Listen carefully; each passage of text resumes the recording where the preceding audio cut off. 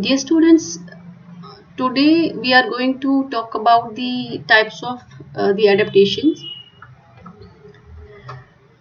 First of all, let's understand that every organism has a unique ecosystem where it lives.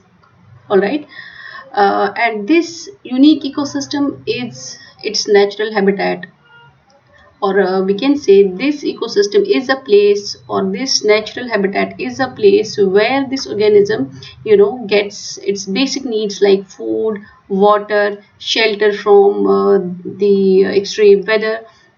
Or this habitat is a place where this organism breeds, or this is a place where this organism will raise its young ones.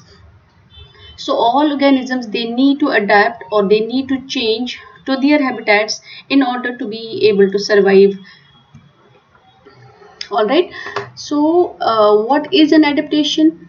This means adapting or changing to be able to survive the climatic conditions of the ecosystem, or you can say changing or adapting to be able to survive the climatic conditions, adapting or changing to be able to prevent itself from the predators and other species that compete for the same food and space. In other words, you can say that an adaptation is a modification or change in the organism's body or behavior that helps it to survive. Or adaptation is the physical or behavioral characteristic of an organism that helps it to survive better in the surrounding environment. Or any change in an organism's physical, or you can say any change in an organism, be it physical, structural, or behavioral, that improves its ability to survive in their respective habitats, is called as an adaptation. Why is this adaptation important? Adaptation is essential for the survival of all living organisms, be it plants or animals. Since natural environment, it keeps changing its dynamic, so it's an ever-changing feature of the planet Earth. As the environment changes, the animals, they also need to change themselves as per their environment. And the animals that are able to change, or that are able to adapt themselves, they will survive. And the ones that cannot adapt or that cannot change themselves, they will die out, or they will be wiped out of that ecosystem or that environment. And these changes or adaptations are a result of, are due to the genetic change, or you call it a genetic mutation. Genetic mutation is the alteration of the DNA sequence, or you can say alteration of the genetic sequence. And the animals that are able to survive in a particular habitat, they will pass on their mutated or changed genes to their offsprings, and this is what we call as natural selection. You would be studying about the natural selection and the theories of evolution in your zoology. Here we would be talking about the adaptations and its types mostly.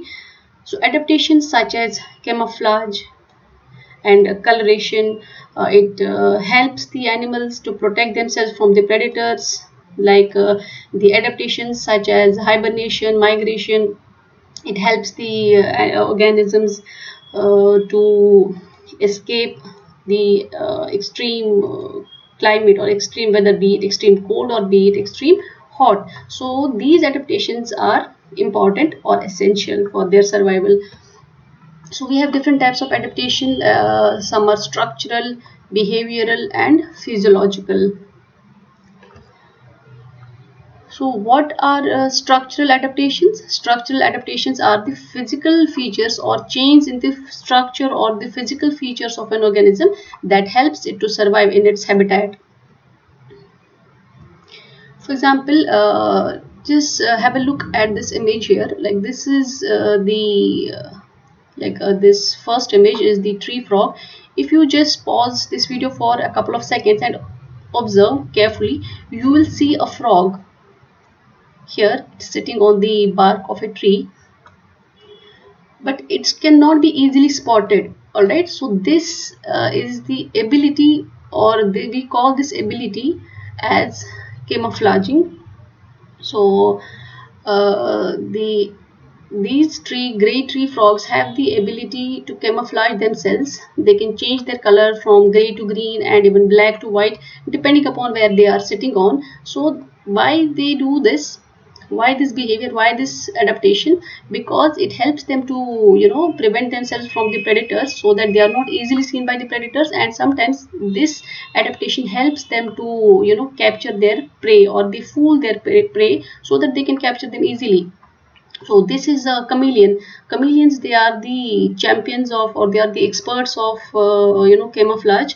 They change their colors and patterns of the body as per the you know background, or as per the place they are sitting on. So they keep changing their patterns and body colors. This is camouflaging.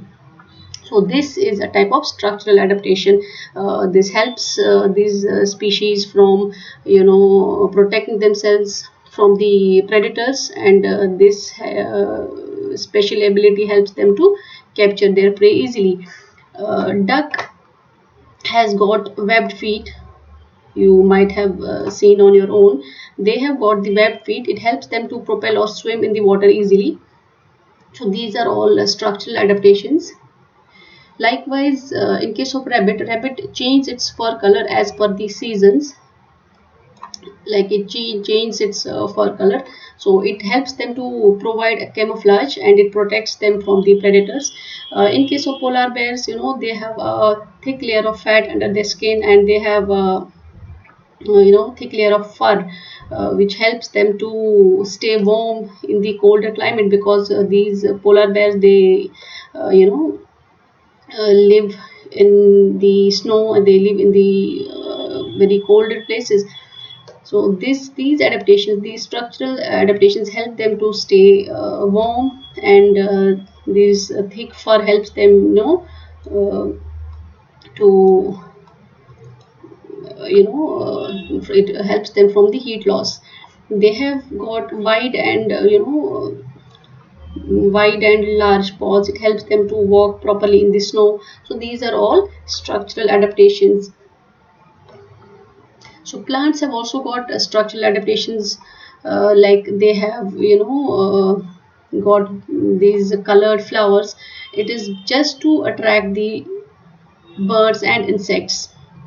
So these brightly colored flowers, they will attract the birds, they will attract the bees, insects, so which in turn helps them in pollination. So this is a kind of structural adaptation. And some plants, they have thorns and spines. It helps them from being eaten away by other animals. Or in case of desert plants like cactus, you might have seen leaves are reduced to spines in order to reduce the water loss. Alright, so these are all structural adaptations in plants. I have just given some examples. We would be talking about the adaptations in plants in our upcoming lecture.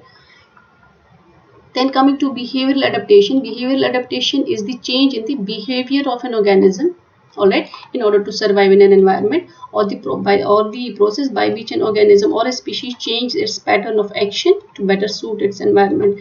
For example, we have migration, hibernation, defending oneself, or raising the young ones. These are all behavioral adaptations. Let's see here. I have put an image here. This is like a rabbit. A rabbit freezes its body if it feels that it has been seen or it has been spotted by a predator. It freezes its body, so it is a behavioral adaptation. A peacock, it like at the time like of mating, it expands its fan-like tail to attract the female. So this is a behavioral adaptation.